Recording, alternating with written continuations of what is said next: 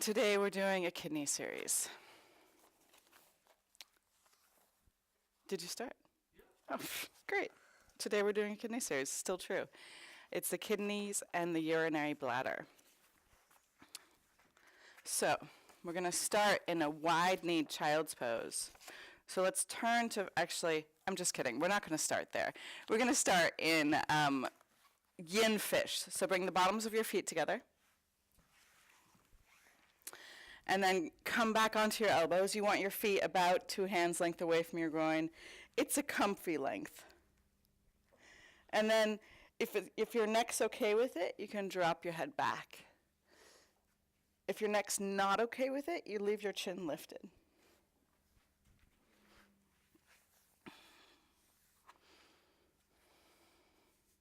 Take a full breath in, and with your exhale, just sigh out.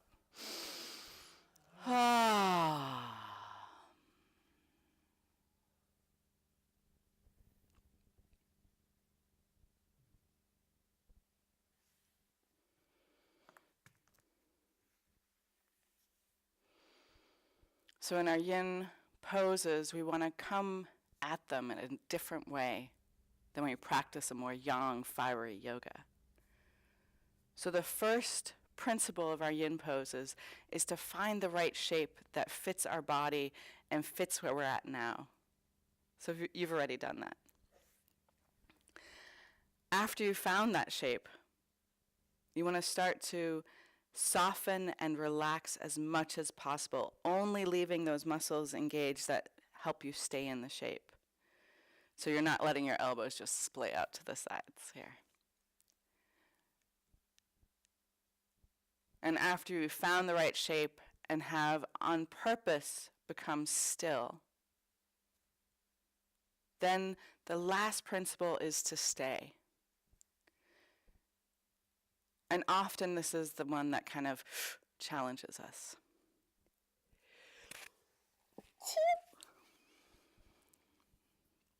Thank you. So even though in a yin class, I'm not going to ask you to stay for longer than 10 minutes, you'll notice some postures get so intense that it feels like I've asked you to stay for a year.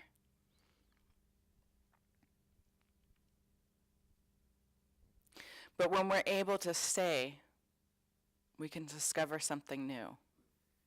And just to be clear, just like a job or a relationship, stay through being annoyed, being irritated, maybe even having a headache.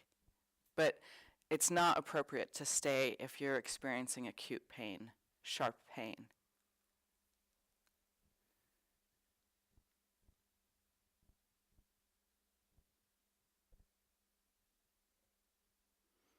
Sometimes you have to do a little kind of soul searching to figure out what pain is okay. And this is part of the process of getting to know yourself. And one pattern to recognize is where do you fall kind of in general? Like what's your typical go-to? Like earlier in my life especially, I was very much in the physical mindset of like no pain, no gain. I mean, I am a kid of the 80s, yeah? So like that, you know, you had to really just push it as hard as you could to get any results. That extreme is classic. You can see a really nice example in the Monty Python figure. Allow your upper bodies to come down to the ground. Keep your feet as they are. Bring one hand to your heart, one hand to your belly.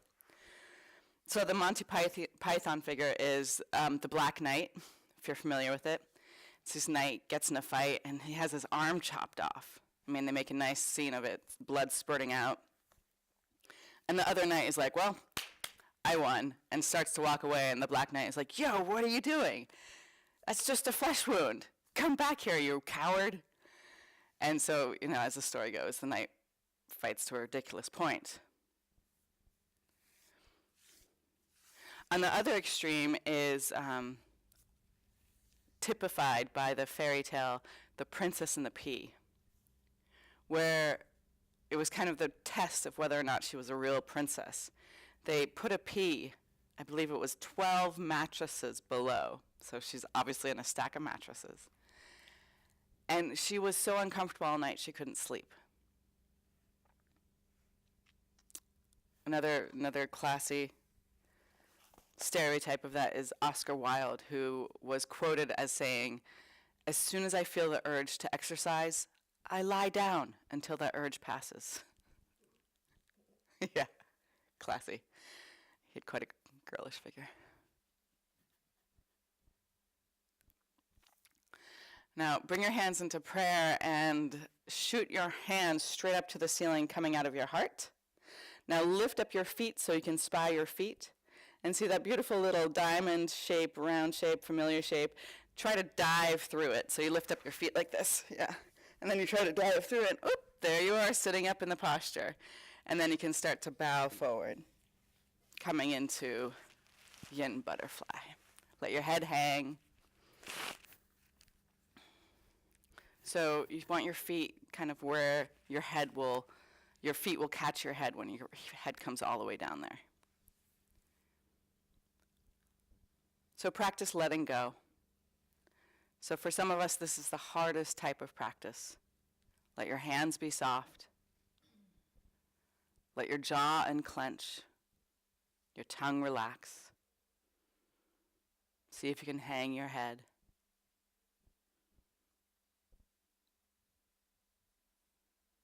If you want to concentrate on engaging something, just engage your Mula Bandha, your root lock.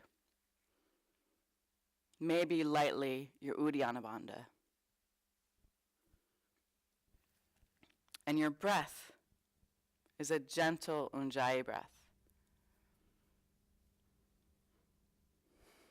So if you've ever been around babies, you know that gentle is actually something they have to learn. I mean, maybe that's part of why they come out so small. But like, it really takes time to teach a child how to touch gently, like, you know, just even petting a dog or a cat, let alone going the right direction with the hair. So in our own development, gentle also is more advanced, is more developed mostly. It takes a lot of strength to not use your strength, to not dominate with your strength.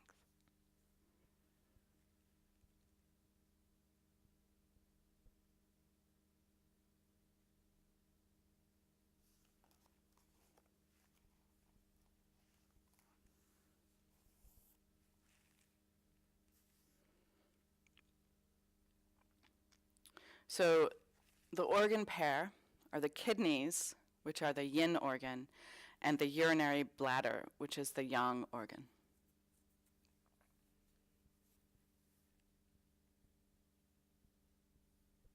In the holistic view of traditional Chinese medicine, they're always looking at relationships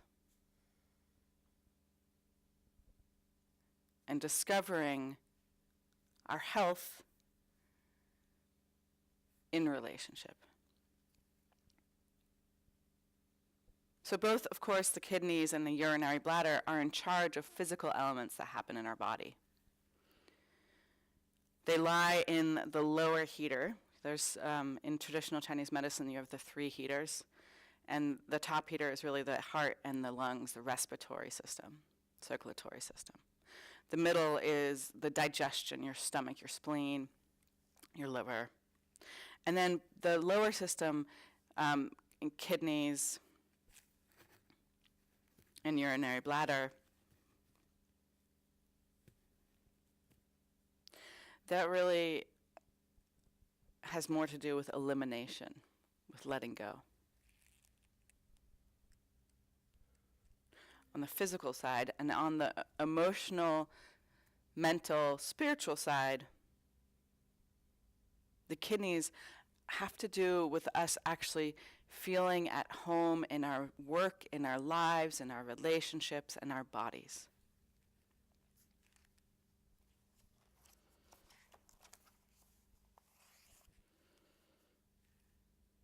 And with your next inhale, roll up. We always want to balance out our yin with a little bit of yang. So today you're going to hug your knees to your chest. Now you're going to engage your abdominals. Keep your heart lifted. If you're feeling really radical, maybe a hint of a smile. And then either lift up your legs to about 90 degrees or lift them straight up. Allow your breath to help you. Keep lifting up your heart and trying to stretch your elbows further away from you than your knees. And then cross your ankles. Bring your hands to either side of your hips. I do it with tented fingers to start, much better than just putting the weight into your joints. And see if you can lift up. Yes. And Navasana.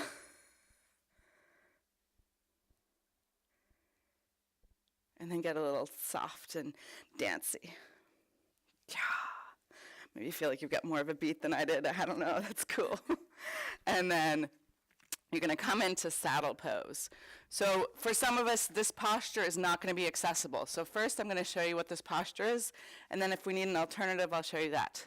So you're going to sit either on your heels or in between your heels. When you sit on your heels, it gives more of an arch to your lower back. And you're going to come back onto your elbows and then relax your head and shoulders down to the ground. If your knees come up a little bit like mine do, it's fine. You just don't want to have your knees way further apart than your hips, yeah?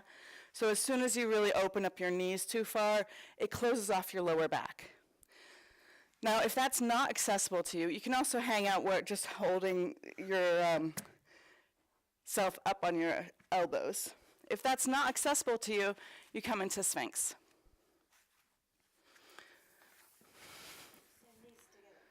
So you just don't want them going way out. They can separate a little bit. And the cool thing is you can try it out. And if it's just not there, you come into Sphinx.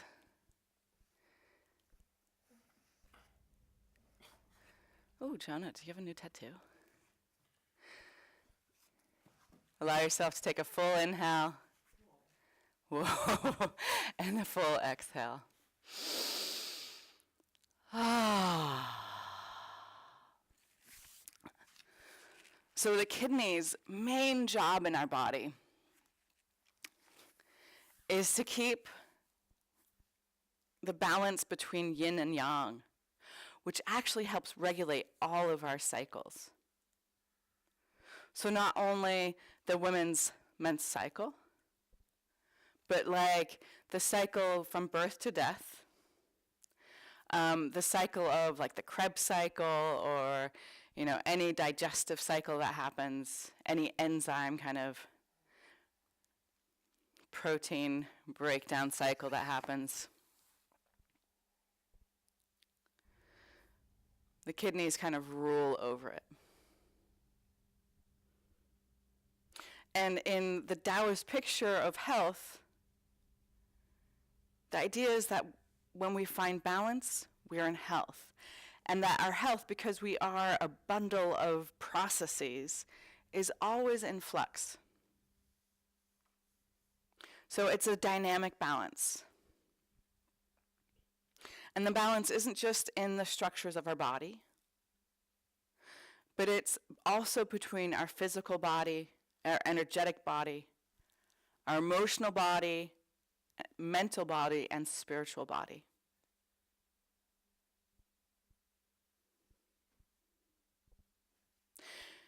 When we contemplate these different bodies, we probably notice two things right away. One is, I can see some of those bodies, and I definitely can't see the other ones. And this already is a picture of bringing into balance yin and yang. So archetypally, yin and yang are always connected.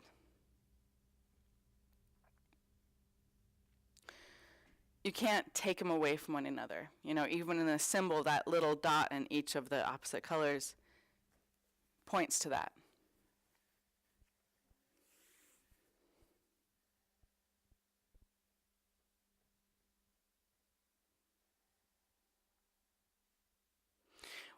Classically, we can look at the yang sun and see how the light is shining forth from the sun. The sun is a source of the light.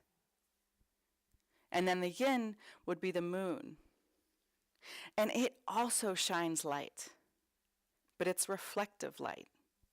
It's the reflection of the sun, the light bouncing back. Fire is the yang, water is the yin, masculine is the yang, yin is the feminine. That which is visible is yang, that which is invisible or hidden is yin.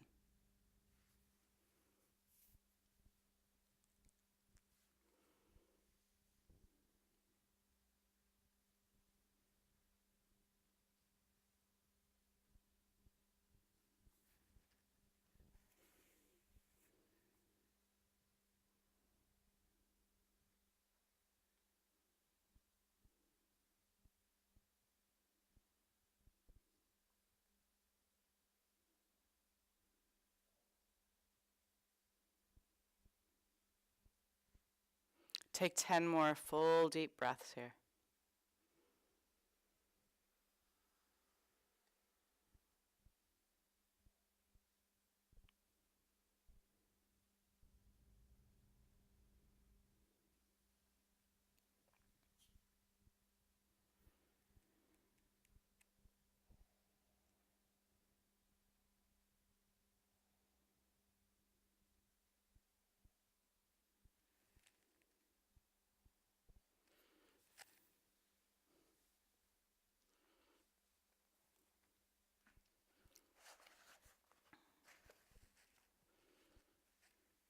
And after your 10th breath, wiggle around and come up, uncross, unfold your legs. So you can even come up onto your hands and knees and do a little shaking. So bring one shoulder to your hip and the hip to your shoulder and just wiggle a little bit, move it around.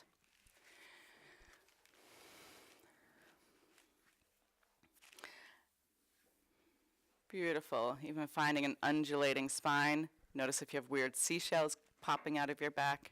Oh, no, wait, that's your necklace. And then I was like, what? And then come back into Sphinx. So even if you've done Sphinx just now, perfect, come into it again. So if you've done Sphinx, take a couple moments to kind of reset your expectations, how you think things should be, and see if you can visit Sphinx for the second time in a new way.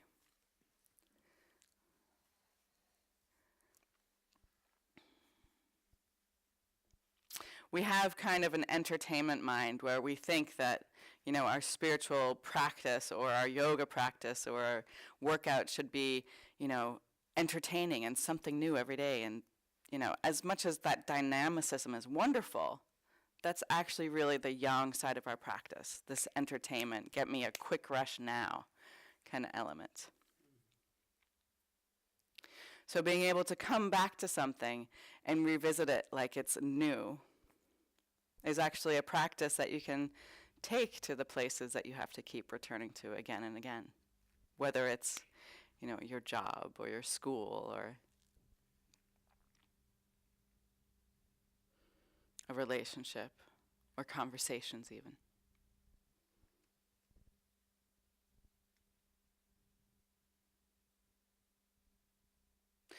So in this balance of yin and yang, even within yourself, you can find a lot of these divisions.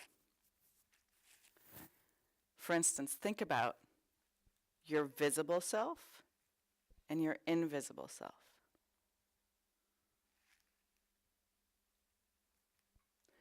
Which one do you pay more attention to?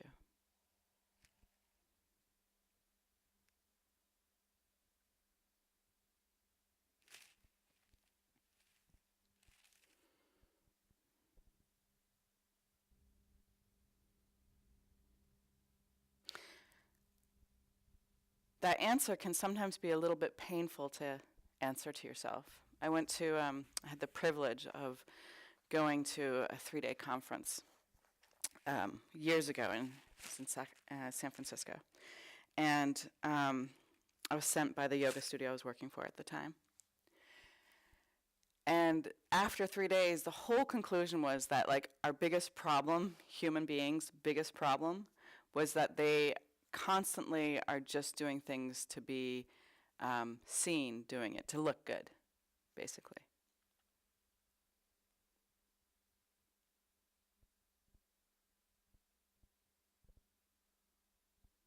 It's an uncomfortable truth that, yeah, perhaps a majority of our world is consumed with this.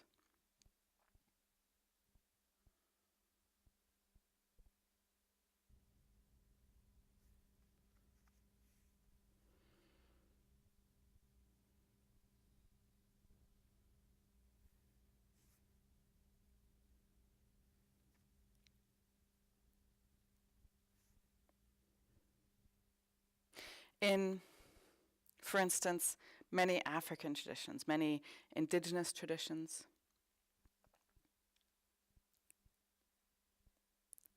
it is common knowledge that the physical world is merely a shadow of the spirit. Just like the tree and its shadow, the shadow can't be there without the tree. So the picture is that the physical world can't be here without an invisible world behind it.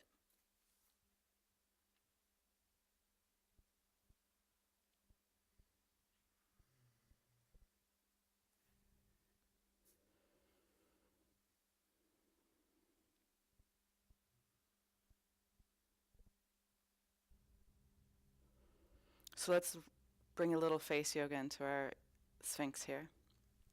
And you're going to bring your chin over your left shoulder and lift it up about 45 degrees. You ideally want to feel it stretch in your neck. And then purse your lips like you're going to kiss the clouds good morning. Exactly, like you mean it. Lift your chin, pucker up, and feel love in your face.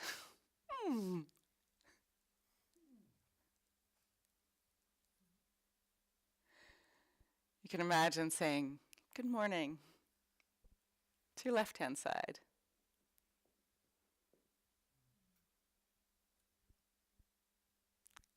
And then with your exhale, release your chin down and inhale, sweep your chin up to the other side. You might be alarmed to find out you can pucker your lips better to one side or the other. I know. But better practice now for balance. Pursing your lips, engaging the muscles in your face, stretching your neck. It's part of what stimulates the muscles in our face to keep our face young. Beautiful. And then release. And with your next inhale, lift up your chin. Look up to the height of the heavens. And yes, purse your lips.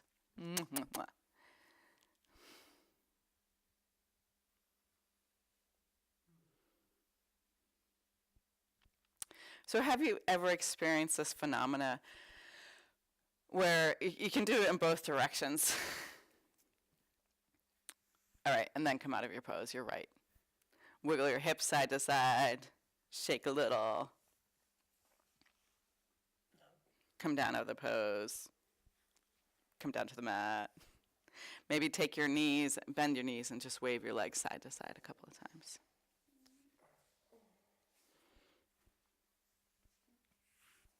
Beautiful. And then push your hands underneath your shoulders and push your hips back to your heels. Cross your ankles, and like magic, stretch your legs out in front of you. Now today, instead of taking a fluffy part of our butt out of the way, we're going to get at the same idea in a different way. So you want to rotate your inner thighs up towards the sky, and you actually want to squeeze the fleshy, luscious part of your bum underneath you. Yep, sitting on a cushion. Beautiful.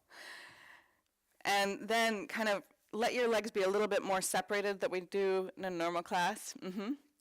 And we're going to come into it a little bit different too. So take your hands and walk them like little spiders down the side of your legs, and then lift your chest, push your hips back, and walk your hands a little further, and reach your chest forward like a little up dog, push your butt back, and then maybe when you've reached your edge, then relax down with your head towards your legs, relaxing into the yin of the pose. Use this. So if you are tight in your hamstrings, wonderful. It probably means you have really strong hamstrings.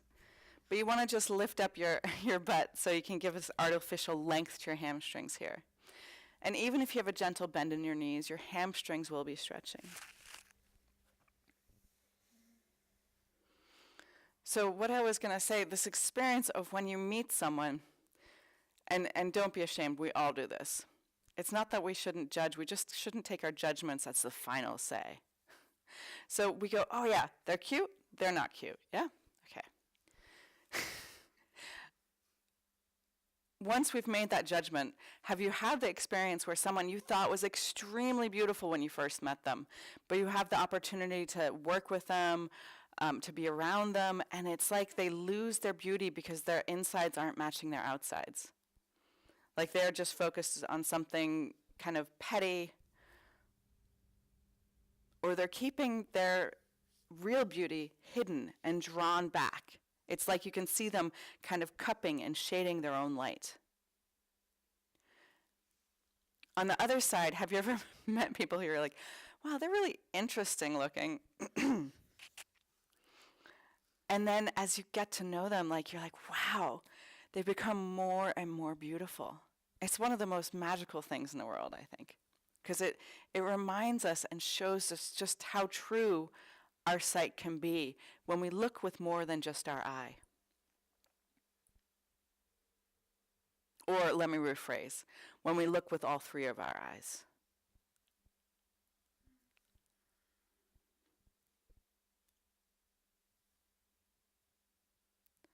Let your head hang.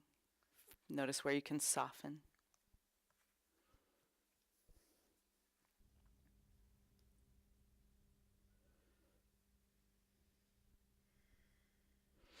I remember as a painter, I had this really breakthrough moment, or part of what allowed me to say, okay, I am a painter. And it was where my desire to paint kind of broke through my vanity, where I realized that it's okay if I get really fat and ugly. I mean, okay, we might have arguments about whether that's okay for me anymore or ever. But the feeling was there. It's like, oh, wow, I'm cool if I have to get fat. I just want to be able to keep painting. And it was such a kind of, it was a radical feeling for me. I was still young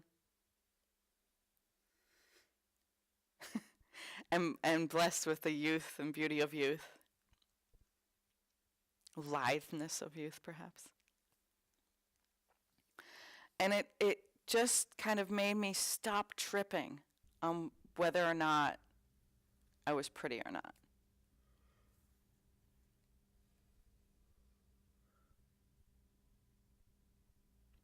But it was a clear moment for me where I really felt like there was something that lived bigger than just my appearances.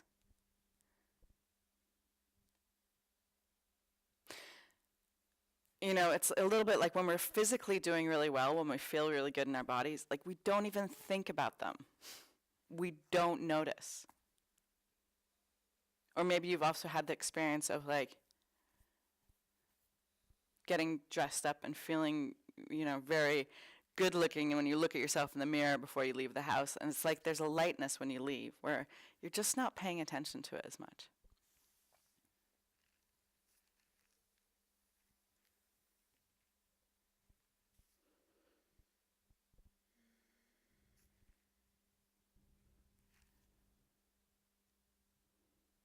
Enjoy 10 more full deep breaths here.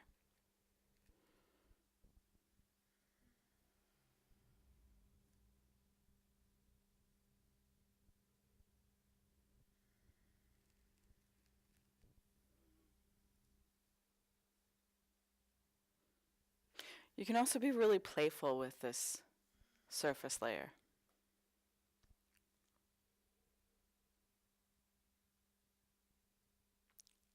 And that playfulness can lighten you up.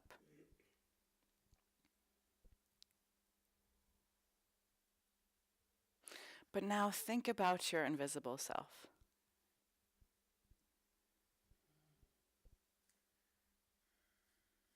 And after your 10th breath, roll up.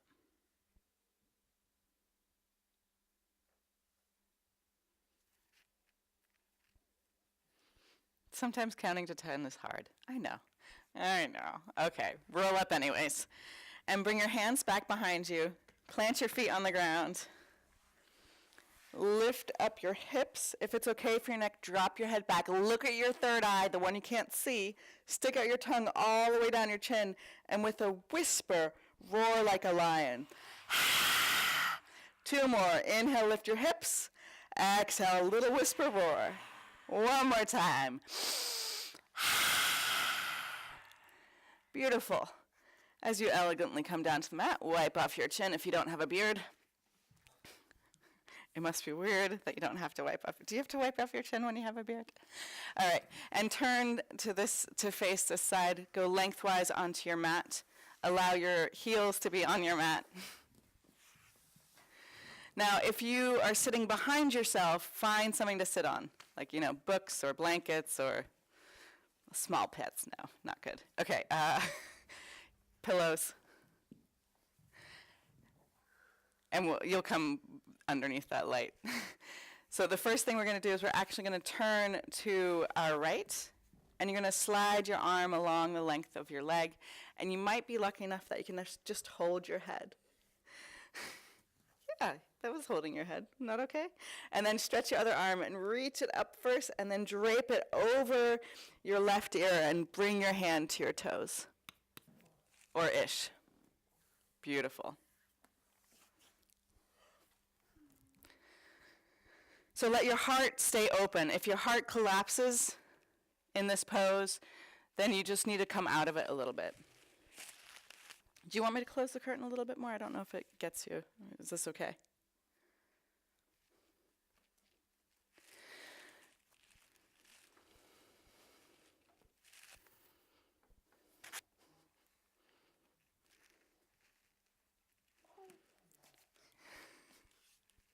Too much? No. Sorry if I surprised you.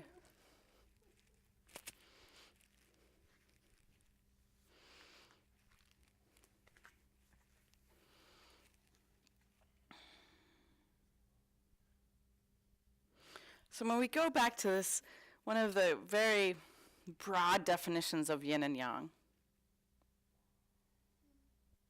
it's so pertinent for our times because that which is visible is attributed to the yang, and that's which is hidden is attributed to the yin.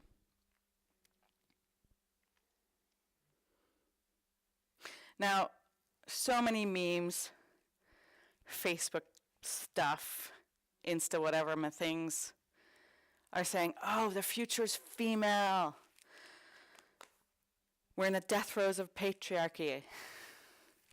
All these wonderful things. However, it's kind of a long process.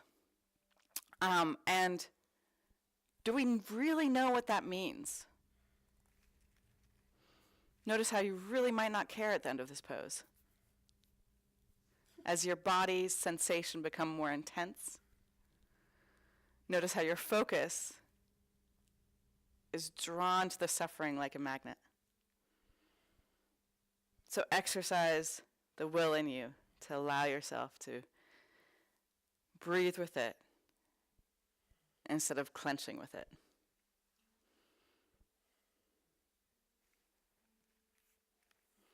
And then inhale up. And slide your left arm down your left leg. Bend your elbow. Maybe your leg is close enough that you can hold onto your head. Your hand is close enough that you can hold onto your head. Then stretch up with your right hand and drape it over your ear. Maybe reaching your toes, maybe not. Noticing if you're collapsing forward and cutting off your heart. Instead, open up and let your chest be open. You might not be able to go as far into the pose, but that's okay.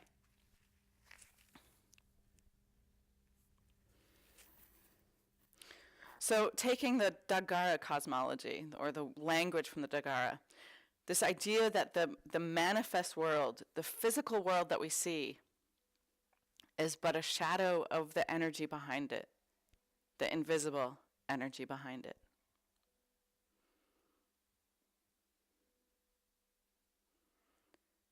The sickness can happen, and happens especially for the Western trained mind, that we start to think the shadow is the tree. And as the Dagara put it, that is the narrowest vision.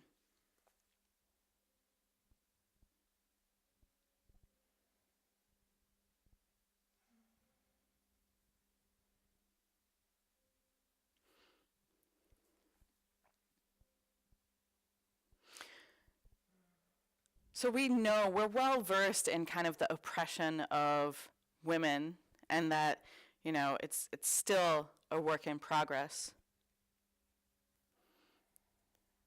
That even in Sweden here, if we have great, women have the right to vote, that's huge, it's awesome.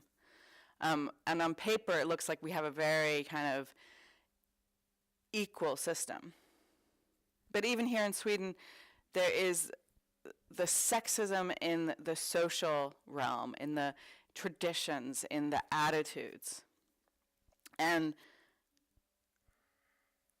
in a lot of the developed countries right now, there's this kind of phenomena that women are rewarded for acting like men. That's the flavor of equality that we've reached to so far.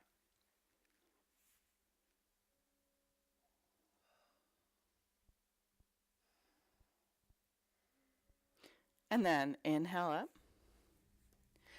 And moan and groan a little bit. It's fine to make noises in your yin reactions. We often feel fragile. And then pour yourself down the center here. So lift up tall first, and then just bow your head and lay down, or lay something downward.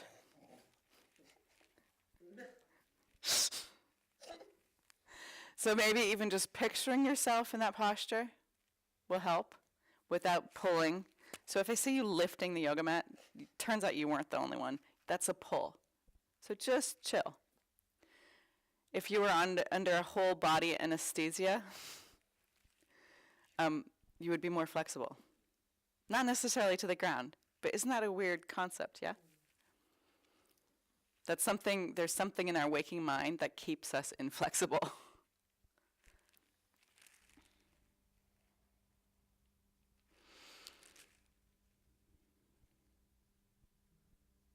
So for me, when I hear this term, the future is female, one of the things I revel at, not only being a woman, dig it, yeah, but is this picture of honoring the invisible more. Now, we can go into kind of the spirituality of this, but even on a much more practical level, there's a whole kind of realm that we ignore all the time that has to do with this invisible thing. So, you know, you walk into someone's house and you notice kind of like what the house is like. Often, one of the first kind of assessments is like, is it nice, is it not nice? Is it messy or is it clean? And we're much more apt to notice messes than noticing something that's clean.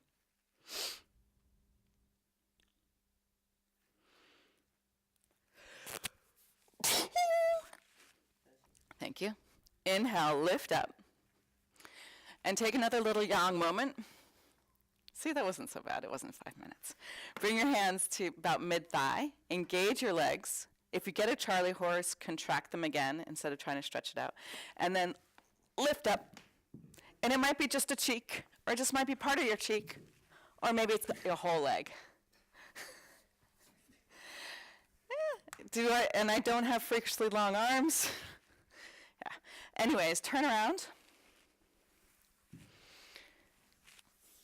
And dance your way onto your back.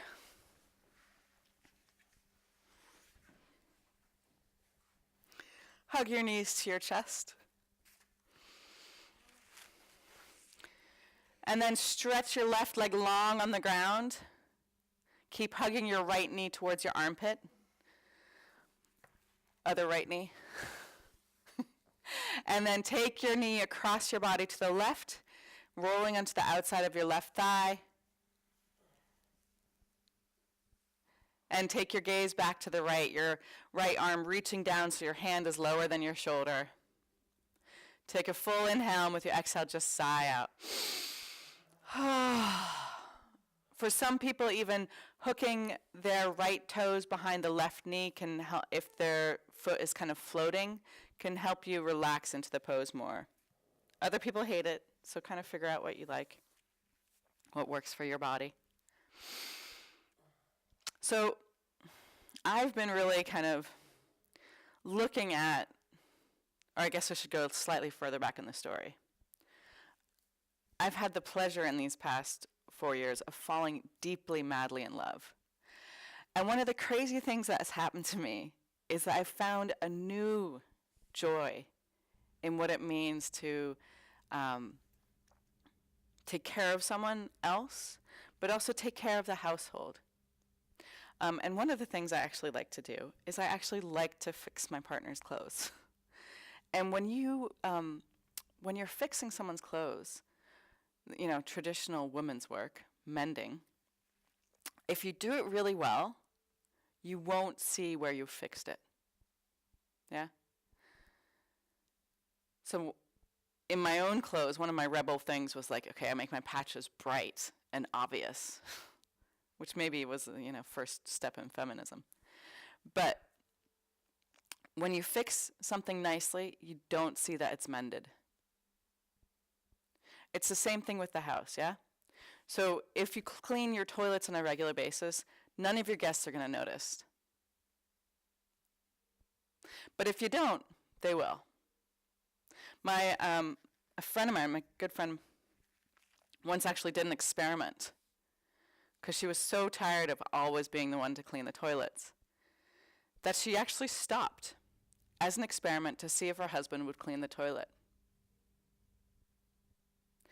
And it's a little laughable, but really true, and I think this happens a lot more than you imagine, where after about 2 weeks, her husband said to her, you know, I think there's something wrong with the toilet.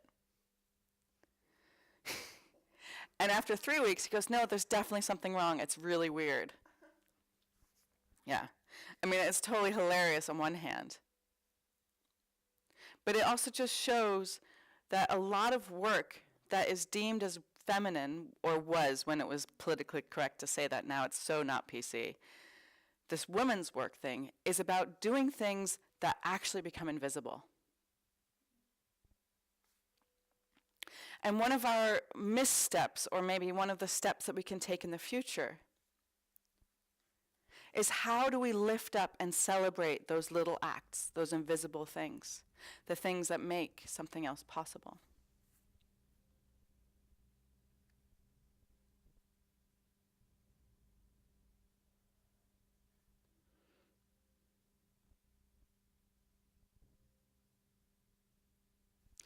And then roll back to center, moaning and groaning as you feel you need to. I mean, kind of a little bit, you know. No, just kidding. Let the drama roll for a moment. Wiggle around, shake it out. And we're actually going to do the other side. Thank you, Neil. Hug your knees to your chest. Maybe you're feeling a little bit, you know, like you need to lift up your face and kiss your knees. Thank you for getting you this far. Yeah.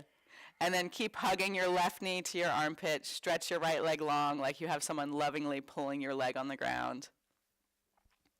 And then take your left knee across your body. Come onto the outside of your right thigh, coming into the twist. Take a full breath here, and with your exhale, sigh it out through your mouth. Now there's a whole nother layer to this invisible work.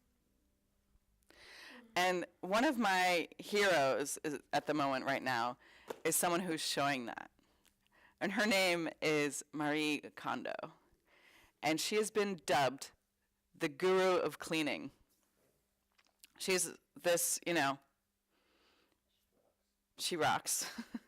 She's a very, her biography is such that she was engaged and contemplating cleanliness and tidiness, more tidiness even than cleanliness, since she was a young kid. Not a normal biography.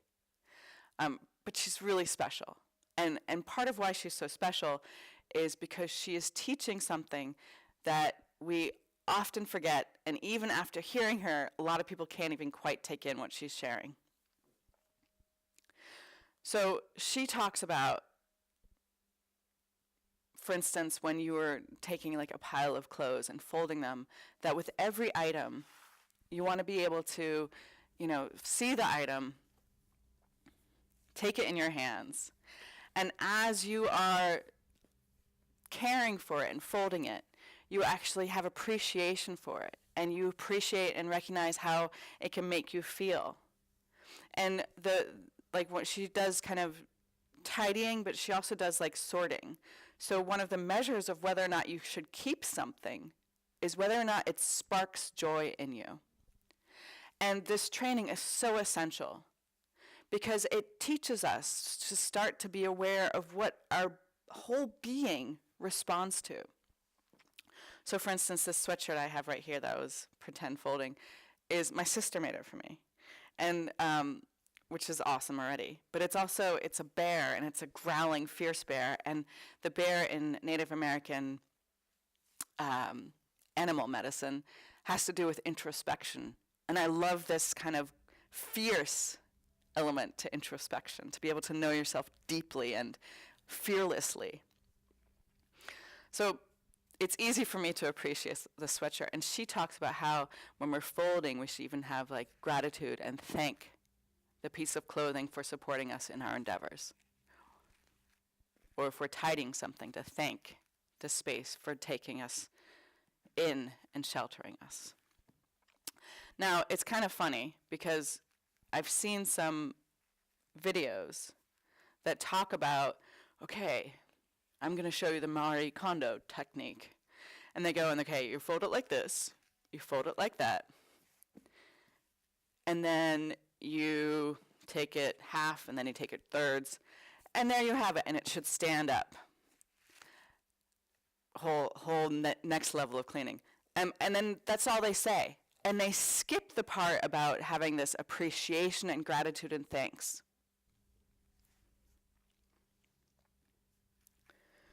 Come back to center. Wiggle around a little bit.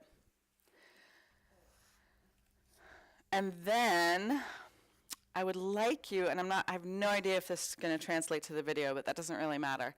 I want you to find a wall to scoot up towards, and our last pose of the day, you want to scoot up to a wall, or in this case, a mirror, and stretch your legs straight up, and lean your legs up against the wall. You can take your mat with you. The next pose after this will be Shavasana. There's lots of room on that wall. So this act of honoring the invisible there's so many more kind of conversations around this.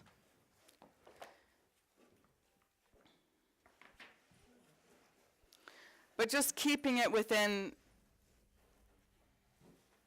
what's possible through this invisible work. I want to tell you about another woman, and her name's Linda Thompson. And she's worked at the Goetheanum in Switzerland, and I think she might have even written a book. But what she does is where Marie Kondo is more about tidying up and sorting, Linda Thompson's more about cleaning. And she talks about how we want to clean with an attitude, a positive attitude. And we want to allow every swipe and wipe and scrub to be imbued with love. that we actually kind of infuse the world we clean with love. That what we actively do with love transforms anybody who comes into that environment.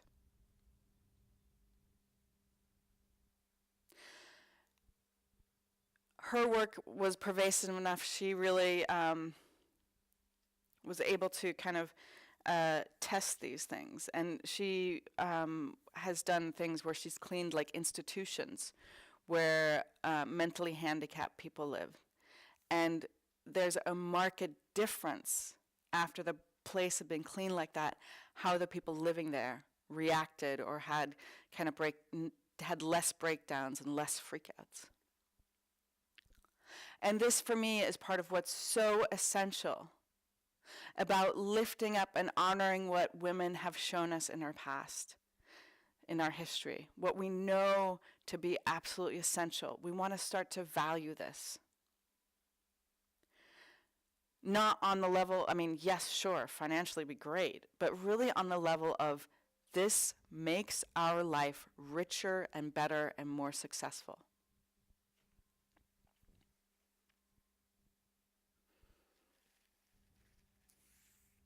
As a human being, everything that we touch and do can be done with love.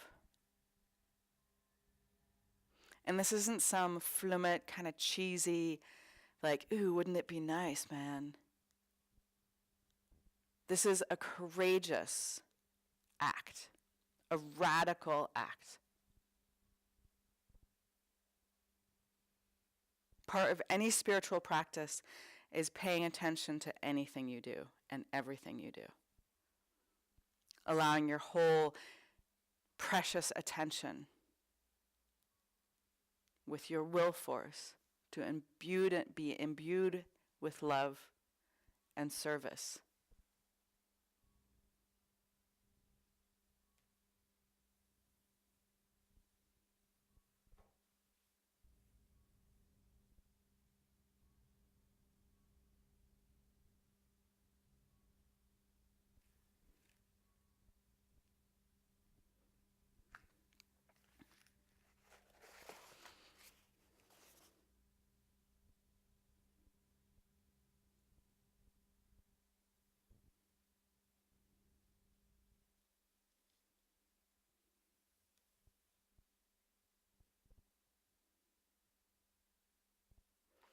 So let's end today with it's actually from Rilke's Book of Hours, and the subtitle is Love Poems to God. You see, I want a lot. Maybe I want it all.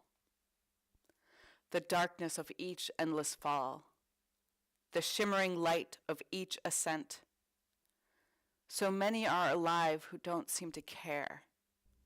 Casual, easy, they move in the world as though untouched. But you take pleasure in the faces of those who know they thirst. You cherish those who grip you for survival. You are not dead yet. It's not too late to open your depths by plunging into them and drink in the life that reveals itself quietly there. You see, I want a lot. Maybe I want it all. Move away from the wall and find your way into Shavasana. So covering yourself with a blanket, coming to the most important part of your practice. Covering your eyes. You can either lie there or take your mat back into the room, whatever you're comfortable with. Palms open to receive, feet as wide as your mat. Ish.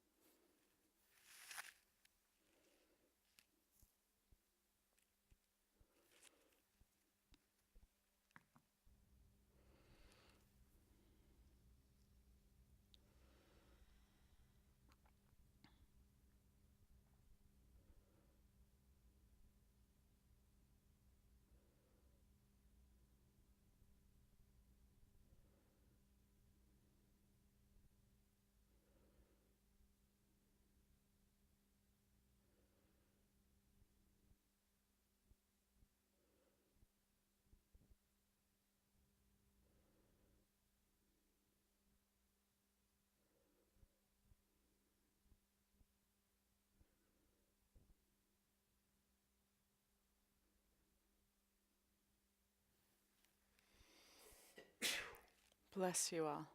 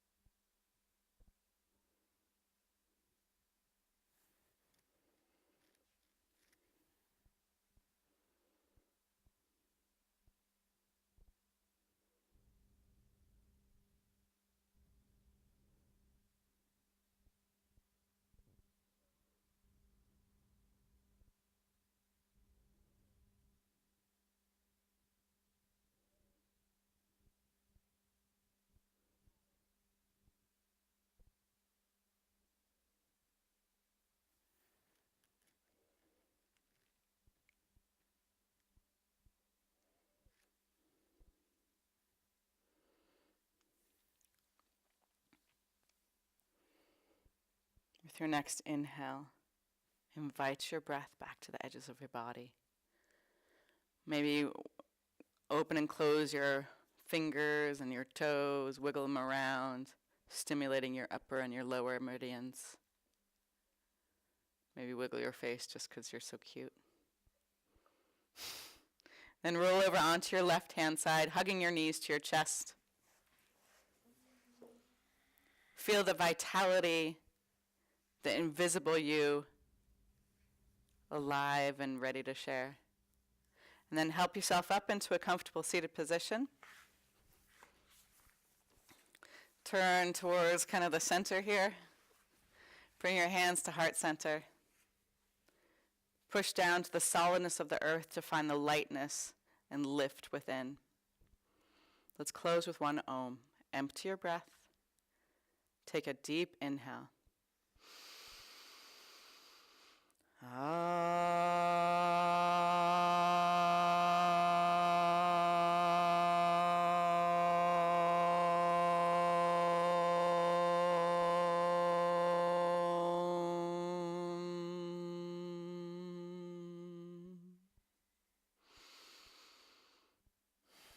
Bring your prayer hands to your third eye. Invite the divine light. And as we bow forward, together we say, Namaste.